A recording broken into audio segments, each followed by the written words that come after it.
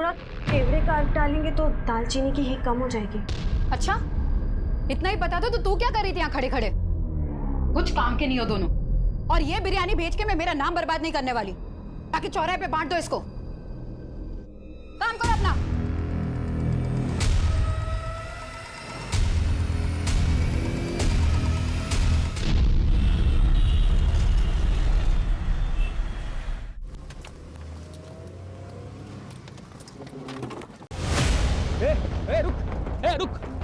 रुक इधर आ। रुक। साले तुझे बड़ा शौक है ना लड़की बनने का, हैं? अभी तुझे तेरा बताते किसे कहते हैं। साले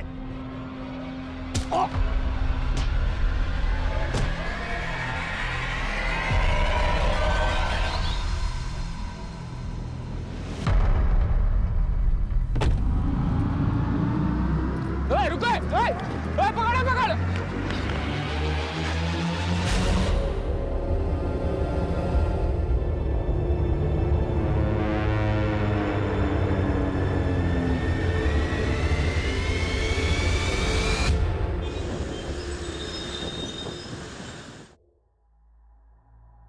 हिना जी, 5 नवंबर को हमारी कंपनी एक बड़ा इवेंट ऑर्गेनाइज करने जा रही है।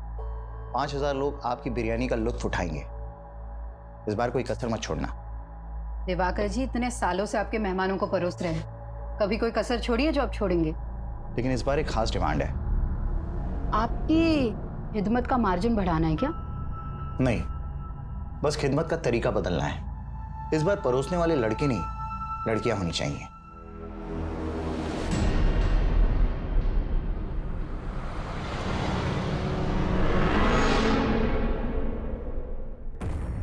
माफ कीजिएगा दिवाकर जी, मैं आपकी डिमांड पूरी नहीं कर सकती। ये मेरे उसूलों के खिलाफ है। हिना जी, अपनी पुरानी सोच का नकाब उतारिए। अब इसमें कोई बुराई नहीं है। मैं बखूबी जानती हूँ आप कितने शरीफ हैं, लेकिन मुझे ये बेहूदगी पसंद नहीं। उनको कभी कुछ पसंद नहीं आता इरफान, तंग आ गई हूँ मैं उनसे। 5 नवंबर को पुणे वाले इवेंट में हिना मैडम बिरयानी सप्लाई करने वाली है ना? हाँ, तो हम क्या करें, इसमें हमारा क्या भला होने वाला है? फिलहाल तो थोड़ा प्रेशर कम हो सकता है। मतलब ये कि 5 नवंबर को मैं तुम्हें एक स्पेशल तोहफा देने वाला हूँ। हम और खुश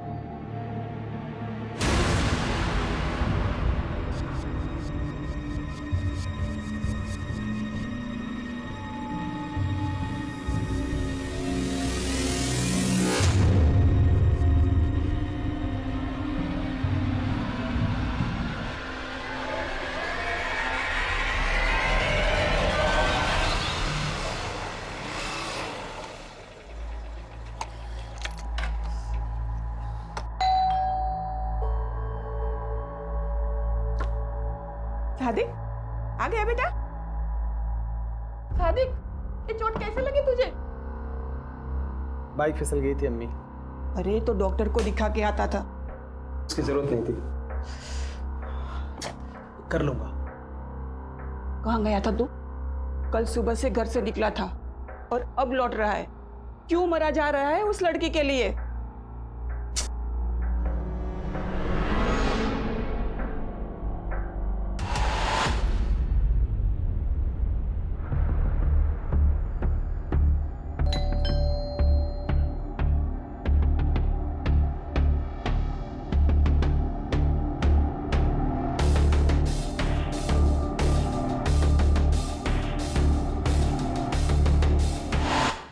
चाय लोगी या कॉफी?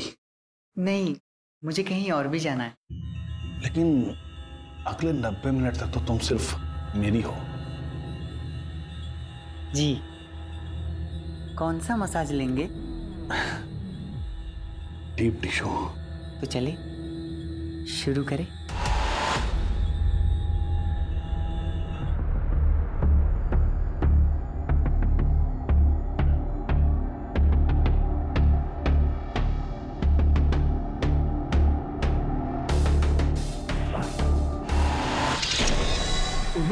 अरे ये मेरा हाथ क्यों बांध रहे?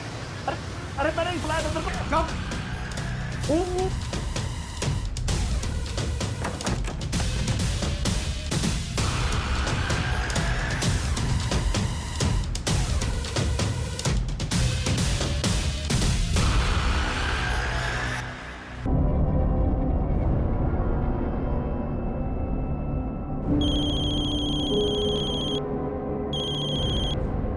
हेलो जी, रोशनी बोल रही हूँ। आप कौन?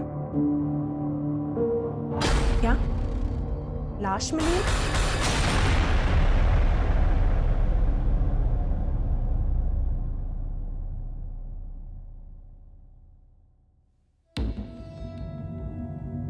सर, इस औरत के सर और माथे पे जो जख्म है उसमें स्टोन के कुछ टुकड़े मिले हैं। मतलब इस औरत के सर पर किसी भारी पत्थर से लगातार वार किया गया। लेकिन इस औरत के नेक बोन में भी फ्रैक्चर है और हत्या गला दबाकर ही की गई है। और इसकी हत्या तकरीबन 60 से 65 घंटे पहले हुई होगी। 60 से 65 मतलब 5 नवंबर को। रेप के कुछ हैं? नहीं सर, ऐसा कुछ नहीं। पर हाँ, इसके पेट में प्रेगनेंसी के मार्क्स हैं। शायद 2 या उससे ज्यादा बार डिलीवरी हुई है। मतलब ये औरत शादीशुदा हो सकती है? जी सर। माँ, बीवी, बहन, बेटी, मैंने औरत की जिंदगी का हर रिश्ता जिया, लेकिन मेरा वजूद हमेशा प्यासा रहा, उस प्यार का जो हमेशा मुझसे छीन लिया गया। मिजाज ही बदल दिया तुमने। पकोड़े जैसी चीज को रोज नया टेस्ट दे देती हो। मेरे अब्बू का हुनर है, कभी जबान तो कभी हाथों में उतर आता है। जुबान तो मैं तुम्हारी पकड़ नहीं सकता, लेकिन इसे मरते दम तक थामे रखना चाहता हूं।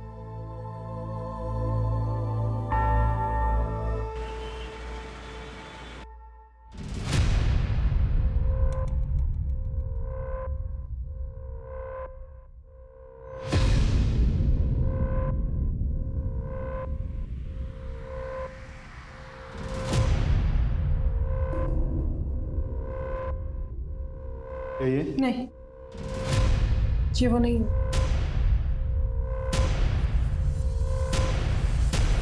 सर, क्राइम सीन के आसपास कोई भी ऐसा नहीं मिला जो इस औरत को पहचानता हो।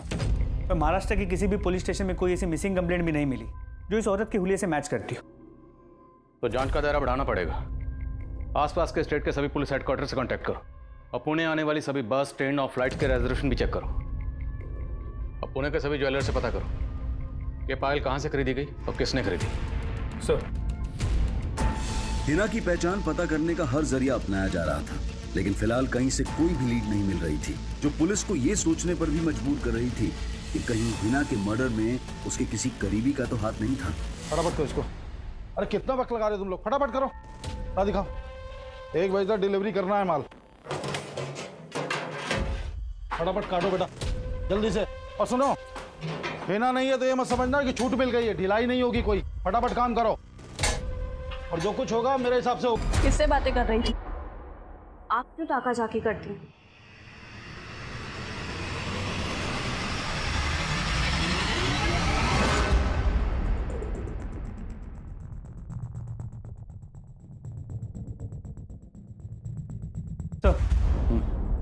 सर, कहीं से कोई लीड नहीं मिल रही है और अब शवग्रह वाले भी लाश का अंतिम संस्कार करने की परमिशन मांग रहे हैं। उन्हें थोड़ा वेट करने के लिए कहो। मैंने चेक किया, इस पायल का डिजाइन है वो कर्नाटका के मैसूर की स्पेशलिटी है। मतलब चांसेस है कि ये औरत मैसूर की हो सकती है। पॉसिबल है, लेकिन मर्डर हुआ पुणे में। एक काम करो, जिस एरिया में हमें लाश मिली उस एरिया का डंप डाटा स्टडी करो। हो सकता है मर्डर के वक्त इस औरत का फोन एक्टिव रहा हो।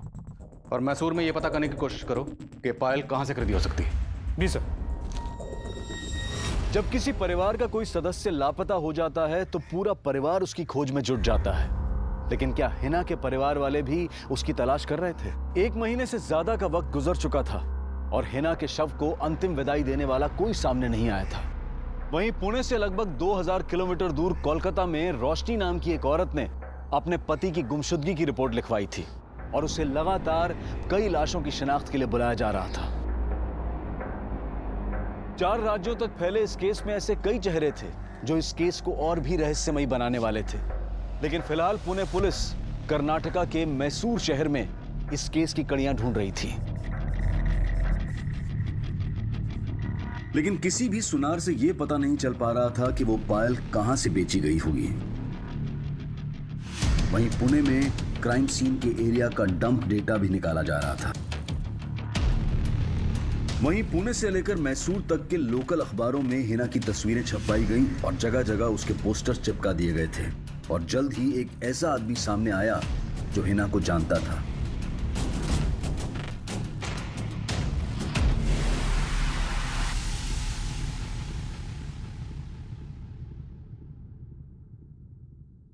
हिना शेख नाम था इस औरत का? जी साहब, ये मेरी दूर की भाभी लगती हैं। ये हिना शेख यहीं मैसूर में रहती थी? नहीं साहब, इनके शौहर का यहाँ मैसूर में आना जाना लगा रहता था, लेकिन ये दोनों मियाँ बीवी मुंबई के मलाड इलाके में रहते थे। शौहर का नाम क्या है? जलाल शेख, लेकिन काफ़ी सालों पहले जलाल भाई का इंतकाल हो गया था। शौहर का इंतकाल हो गया तो ये हिना शेख मुंबई में कहाँ रहती थी? मलाड में ही। जलाल भाई के इंतकाल के बाद उन्होंने काफ़ी तंगी में दिन काटे। फिर 5 साल पहले इन्होंने अपने अब्बू का बंद पड़ा बिरयानी सप्लाई का बिजनेस फिर से शुरू कर लिया। उस दौरान उन्होंने मुझे भी अपनी मदद के लिए मुंबई बुलाया था। अभी आपका काम तो चल पड़ा। इस बार पिछले महीने से भी ज़्यादा प्रॉफिट हुआ है। अच्छा, इसमें आपकी भी मेहनत है। ये लीजिए आपका हिस्सा।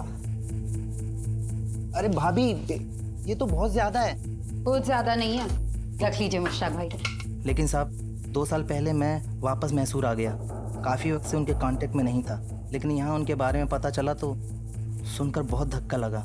लेकिन हिना का मुंबई में कोई और रिश्तेदार तो होगा? जी साहब, हिना भाभी की एक बेटी और एक बेटा भी है, आहना और आदाब। एज?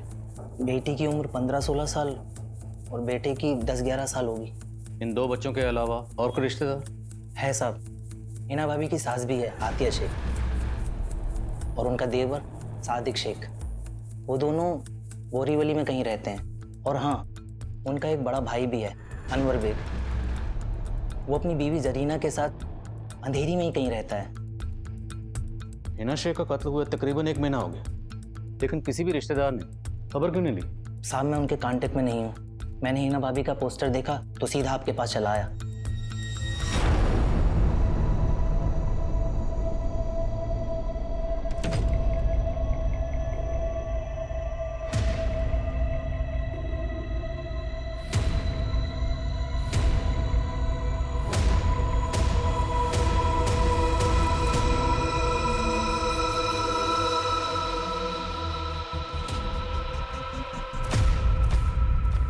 आपको गलतफहमी हो रही है सर।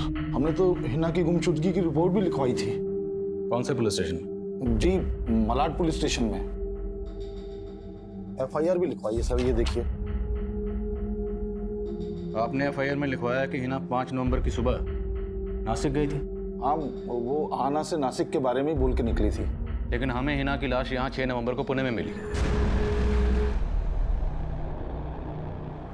हिना पुणे क्यों आई होगी? यहाँ कोई है जिससे मिलने आई होगी? सर, पुणे में LNC नाम की एक इवेंट कंपनी है। हमें तुम्हारी अम्मी के बॉडी के पास से ये पायल मिली। हाँ सर, ये पायल अम्मी की है। वो हमेशा इसे पहने रहती थी। उन्हें गिफ्ट किया था उन्हें।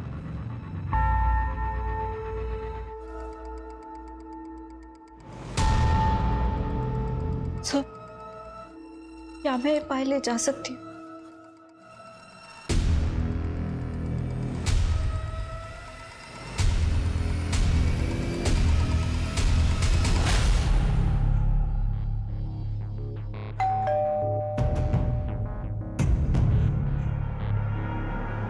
अब क्यों आया?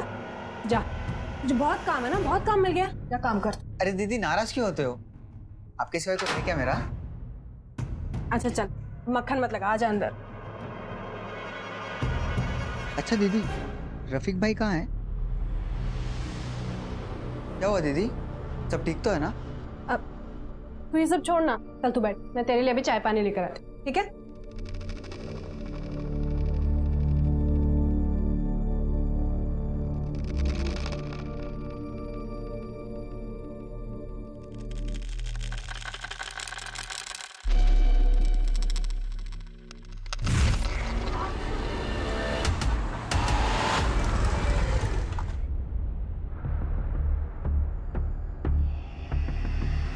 उस्मान रुक!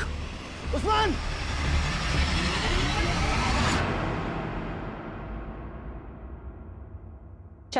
चाय पी।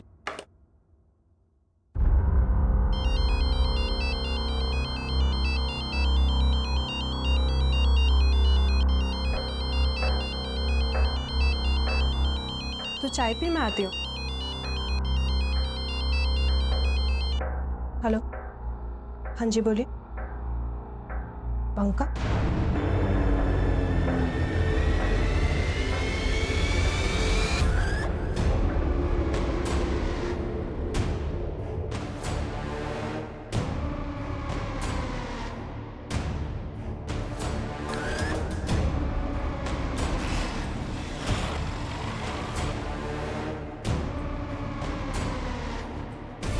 हिना के रिश्तेदारों ने उसकी मिसिंग कंप्लेंट फाइल की थी। हमें इस बारे में क्यों नहीं पता चला? तो चूक लोकल पुलिस की, शायद उन्होंने ध्यान नहीं दिया।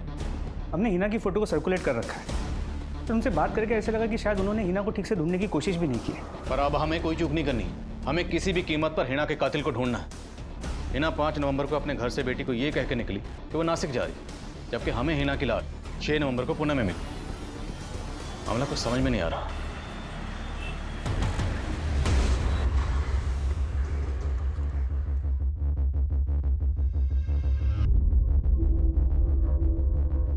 हाँ सर, हमने हिना को 5 नवंबर के इवेंट का ऑर्डर दिया था, लेकिन वो हमारे टर्म्स के मुताबिक काम करने के लिए तैयार नहीं थी, इसलिए हमने ऑर्डर कैंसिल कर दिया।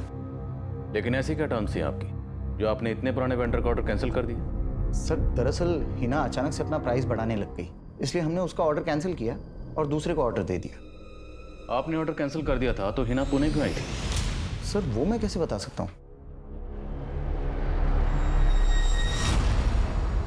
गिनवा के रखो उसको पूरा और भर के रखना इसको ना संभाल के, ठीक है? ना बेटा, मैंने बोला था ना सब संभाल लूंगा मैं। तुम घर जाओ, बिल्कुल फिक्र मत करो, अपना और आदाब का ख्याल रखना। अच्छा, एक और जरूरी बात थी, ये कंपनी का जो अकाउंट है उसका नेट बैंकिंग का पासवर्ड क्या है?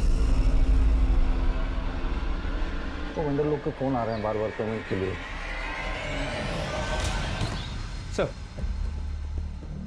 सर हिना के कॉल रिकॉर्ड चेक किए। 5 नवंबर की सुबह उसने 2 बार दिवाकर को फ़ोन किया था और उसके बाद उसका फ़ोन मुंबई से पुणे की तरफ ट्रैवल हुआ और 5 नवंबर के शाम 5 बजे उसका फ़ोन पुणे में स्विच ऑफ हुआ। यानी उसी दौरान जब उसका कत्ल हुआ। तो मैंने इस दिवाकर की फील्डिंग लगा दी।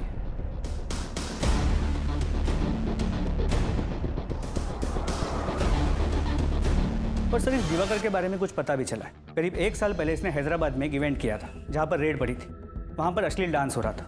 इस दिवाकर पर गर्ल्स ट्रैफिकिंग का आरोप भी लगा था, लेकिन बाद में उसे उस केस में क्लीन चिट मिल गई थी। पर हम इस दिवाकर को क्लीन चिट नहीं दे रहे। हिना की बेटी का कहना है कि हिना घर से ये कह के निकली कि वो नासिक जा रही है, जबकि हिना का फोन नासिक नहीं बल्कि पुणे की तरफ ट्रैवल कर रहा था। मामला क्या है? एक लड़का है इरफान,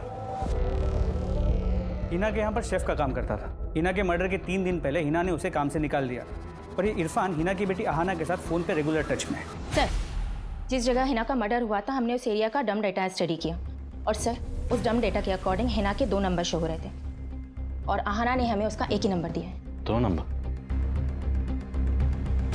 सर हमने इस नंबर के कॉल रिकॉर्ड्स निकाले हैं। हिना के इस दूसरे नंबर के कॉल रिकॉर्ड्स लिख लो। और वो शेफ क्या नाम बताया? इरफान। बुलाओ उसे। सर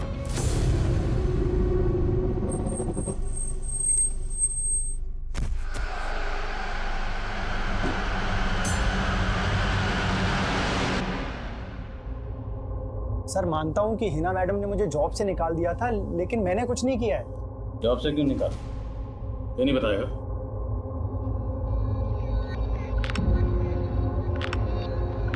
कैसी लग रही हूँ?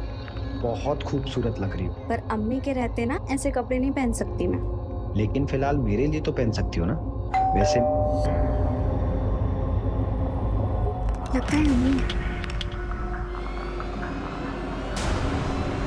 पसंद नहीं था, बस इसीलिए उन्होंने मुझे जॉब से निकाला था। फिर तूने क्या किया? सर सच में इरफान ने कुछ नहीं किया। फिर तुमने हमसे झूठ क्यों बोला? तुम्हारी अम्मी नासिक गई थी, जबकि 5 नवंबर को तुम्हारी अम्मी पुणे में थी। सर अम्मी मुझे नासिक का ही बोल के गई थी। बेटा मुझे काम से नासिक जाना, आने में देर हो जाएगी। तुम्हारी अम्मी के पास ये एक और नंबर था जो हमने ढूंढ के निकाला। ये नंबर तुमने हमें क्यों नहीं दिया? अम्मी एक ही नंबर यूज करती थी सर, इस नंबर के बारे में मुझे नहीं पता है। अहाना के अलावा हिना का भाई अनवर, भाभी जरीना, ड्राइवर सादिक और सास आतिया, कोई भी हिना के इस दूसरे नंबर के बारे में नहीं जानते थे। सवाल यह है कि हिना अपने इस दूसरे नंबर के बारे में अपने घर वालों से सीक्रेट क्यों रखेगी? कहीं घर वालों में से कोई कुछ छुपा तो नहीं रखा? सर, अहाना को देख के लगता तो है कि वो कुछ तो छुपा रही, और वो इरफान, वो भी कुछ ठीक नहीं लग रहा। नजर रखो दोनों पर और हिना के बाकी रिलेटिव्स के बारे में पता करो। सर, हिना के दूसरे नंबर के कॉल रिकॉर्ड्स चेक किए। उसके उस नंबर पर सिर्फ एक ही नंबर से कॉल्स आती थी और उसी नंबर पे कॉल्स की जाती थी। सिर्फ एक नंबर? जी सर। और वो नंबर किसी रोशनी मिर्ज़ा के नाम पर उसके कोलकाता के एड्रेस पर रजिस्टर्ड है। सर, ये है रोशनी मिर्ज़ा और अब इसका वो नंबर भी बंद आ रहा है।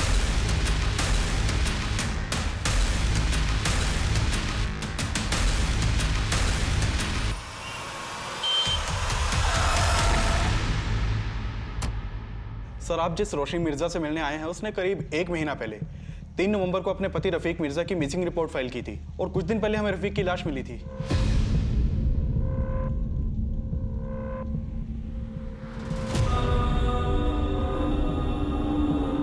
क्या ये आपके पति हैं?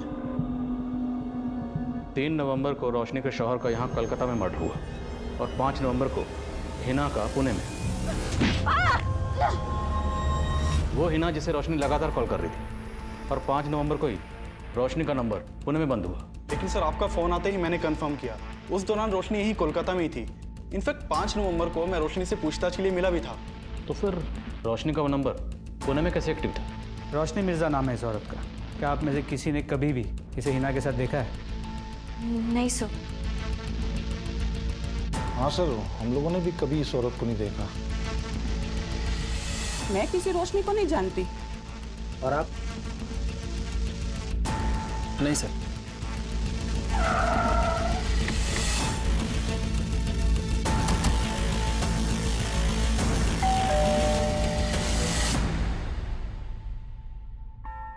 सर, मैं ऐसा कोई नंबर इस्तेमाल नहीं करती थी।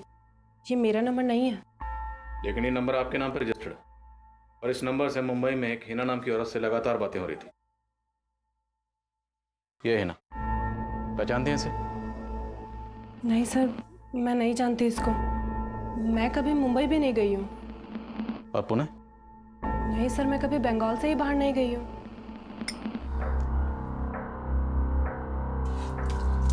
क्यों उस औरत के गम में अपनी जिंदगी बर्बाद कर रहा है और साथ में मेरी भी? उसी के गम में पी रहा हूँ अम्मी। अगर उसने मेरे जज्बात को समझा होता तो आज उसका ये हश्र नहीं होता। सादिक,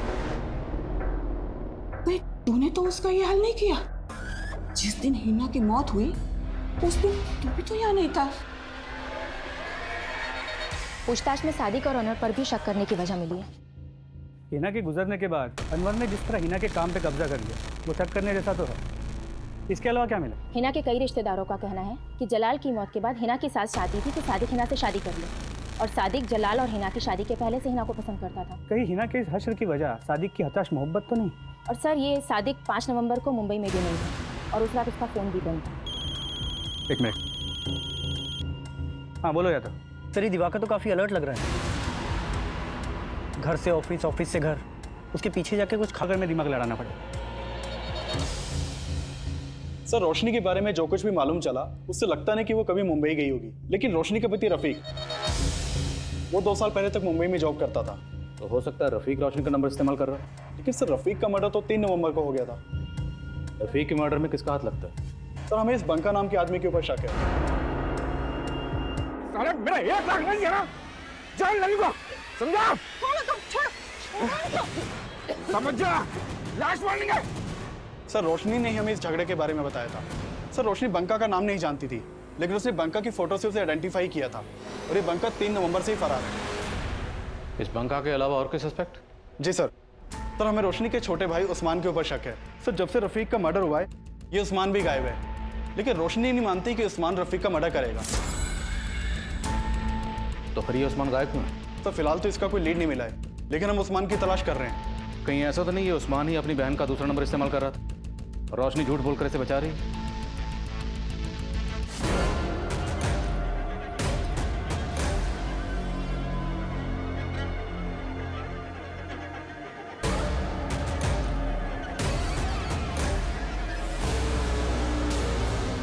मैं मानता हूँ कि मैं हिना से निकाह करना चाहता था, लेकिन हिना तुझसे शादी नहीं करना चाहती थी। ये बात तुझसे बर्दाश्त नहीं हुई? ऐसा कुछ नहीं किया है सर। उस शाम तू कहा था जिस दिन हिना का मर्डर हो? लोनावाला में अपने दोस्तों के साथ। तू लोनावाला में नहीं, पुणे आया हुआ है। तू जानता था कि हिना पुणे आई हुई है। अब ये बता कि हिना के दूसरे नंबर की कहानी क्या है और ये रोशनी का इस मर्डर से क्या लेना है? मैं किसी रोशनी को नहीं जानता सर, और ना ही हिना के किसी दूसरे नंबर के बारे में। मैं कह रहा हूँ मैंने कुछ नहीं किया है। साहब, मेरे सादिक ने कुछ नहीं किया और वो तो ये निकाह करना चाहता भी नहीं था, बल्कि मैं चाहती थी कि हिना का निकाह सादिक से हो।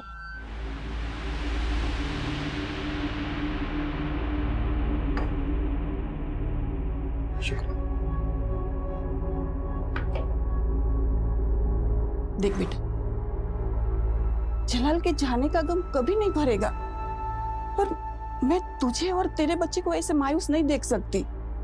और मेरे कहने पर सादिक तुझे अपनाने को तैयार है, निकाह कर ले इससे। ये आप क्या कह रही हैं अम्मी? सादिक मेरे भाई जैसा है। साहब, मैं मानती हूँ सादिक थोड़ा गुस्से वाला है, पर हिना को नुकसान कभी नहीं पहुंचा सकता वो।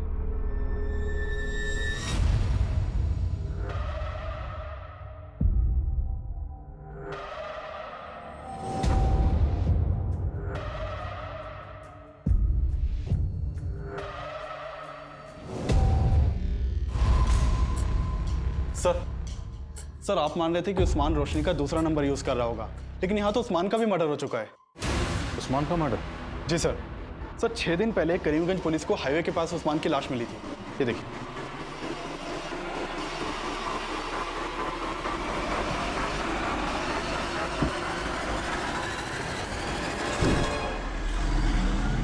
उस्मान को कौन मार सकता है? सर फिलहाल इसकी तो कोई लीड नहीं मिली है, लेकिन एक चौंकाने वाली बात पता चली है कि उस्मान किन्नर था। किन्नर? जी सर, किन्नर के भेष में लुटेरा। ये देखिए सर, जिन लोगों को लूटता था उनके सामने औरत बन के जाता था।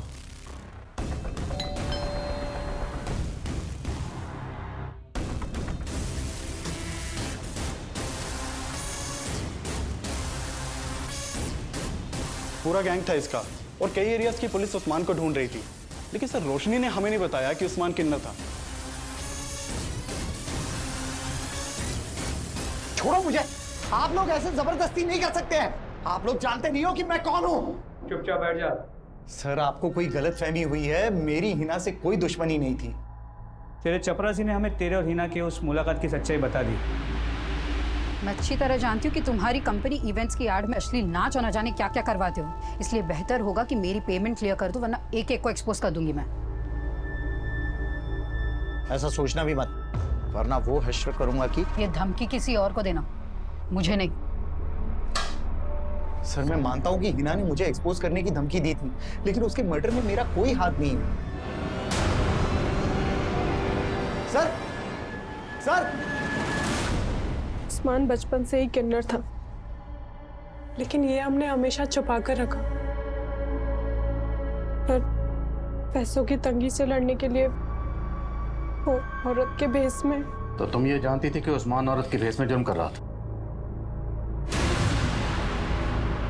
रफीक भी जानता था? उन्हें तो ये भी मालूम नहीं था कि वो किन्नर था, पर एक दिन उन्होंने उसको देख लिया। उस्मान रुक! उस्मान! रफीक ने मुझे सब बता दिया था, और इस बात को लेकर उस दिन बहुत झगड़ा भी हुआ था। तुम दोनों ने मुझसे इतनी बड़ी बात छुपाई। ये किन्नर है और मेरी बीवी है किन्नर की बहन। पर जीजाजी इसमें दीदी का कोई कसूर नहीं है। मेरा तुझसे कोई वास्ता नहीं है, और दोबारा अपनी शक्ल मत दिखाना मुझे। रफीक, ये क्या कर रहे तुम? दीदी को हाथ कैसे लगाया? छोड़ छोड़ रफीक छोड़। लेकिन मैंने किसी तरह उस्मान से कसम ले ली कि अब वो कोई बुरा काम नहीं करेगा।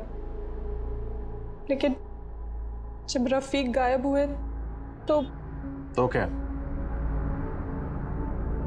जब रफीक गायब हुआ तो क्या हुआ? सर मुझे पता था कि उस्मान ने ही रफीक को। तुम कहना चाहती हो उस्मान ने रफीक को मारा? सर मुझे शक था, और मेरा वो दूसरा नंबर वो भी उस्मान ही इस्तेमाल कर रहा था। तो उस्मान हिना को जानता था? सर इस बारे में तो मुझे कुछ मालूम नहीं है। अगर ये रोशनी सच बोल रही है तो उस्मान हिना को इतने कॉल क्यों कर रहा? कहीं ऐसा तो नहीं कि हिना को भी उस्मान जिसका इनके साथ काम कर रहा था, उन लोगों के बारे में कुछ पता चला? सर उनकी तलाश जारी है। लेकिन रफ़ीक के मर्डर का एक और सस्पेक्ट है, बंका। अगर रफ़ीक का मर्डर उस्मान ने किया है तो बंका क्यों गायब है? कहीं ऐसा तो नहीं ये रोशनी उस्मान का नाम लेकर बंका को बचा रही है? लेकिन सर हमें बंका और रोशनी के बीच में ऐसा कोई भी कनेक्शन नहीं मिला था। ये हमें गुमराह करने की चाल भी हो सकती है। हो सकता है बंका रोशनी का दूसरा नंबर इस्तेमाल कर रहा हो। ये बंका कहाँ फरार है, उस पर कोई लीड? सर बंका का फोन 7 नवंबर को केरल में बंद हुआ था। मैंने केरल पुलिस को बंका की फोटो भेजी थी।